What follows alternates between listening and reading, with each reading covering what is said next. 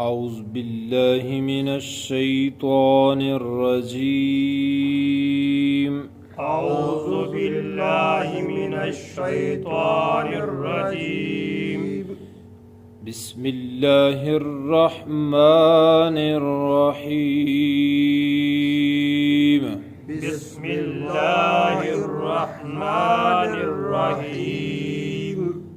آج ہم سورہ اخلاص پڑھیں گے۔ سورہ اخلاص یہ بڑی اہم صورت ہے، نمازیوں کی بڑی تعداد سورہ اخلاص ہی نماز میں پڑھتے ہیں، تو اس کو صحیح تلفظ کے ساتھ پڑھنا آج ہم سیکھیں گے۔ پڑھیے جی، قل هو اللہ احد، قل هو اللہ احد۔ قاف اسی طرح موٹا پڑھنا ہے، اور یہ ہا دو آنکھوں والا انتہائی خلق سے۔ قل هو اللہ احد، قل هو اللہ احد۔ اللہ الصمد، اللہ الصمد۔ اب اگر قل هو اللہ احد کو آگے ملانا ہے لفظ احد کو، تو اس کے اوپر دو پیشیں ہیں۔ ایک پیش کے بدلے میں اس کے عوض نون آ جائے گا اگر ملا کے پڑھنا ہے تو، پھر اس طرح پڑھیں گے، قل هو اللہ احد اللہ الصمد، قل هو اللہ احد اللہ الصمد۔ اگر کوئی اس طرح احد اللہ الصمد پڑھے تو وہ بھی غلط نہیں ہے، بالکل ٹھیک ہے، کیونکہ اکثر لوگ قل هو اللہ احد اللہ الصمد پڑھتے ہیں، اور جب اگر کوئی قاری احد اللہ الصمد پڑھے تو وہ ان کو لگتا ہے شاید یہ غلط پڑھ رہے ہیں، حالانکہ یہ بالکل ٹھیک ہے، قاعدے کے مطابق ہے۔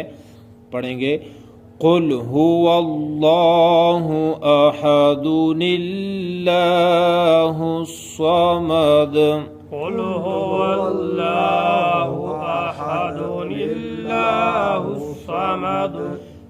لم یلد ولم یولد، لم یلد ولم یولد، لم یلد لم یلد ولم یولد، ولم یولد، ولم یکن له کفوا احد، ولم یکن له کفوا احد، ولم یکن له ولم یکن له کفوا احد۔ کفوا احد۔ تو پوری صورت کو کس طرح پڑھیں گے؟ قل هو اللہ احد اللہ الصمد لم یلد ولم یولد ولم یکن له کفوا احد۔ قل هو اللہ احد اللہ الصمد لم یلد ولم یولد ولم یکن له کفوا احد۔ صدق اللہ العظیم۔ صدق اللہ العظیم۔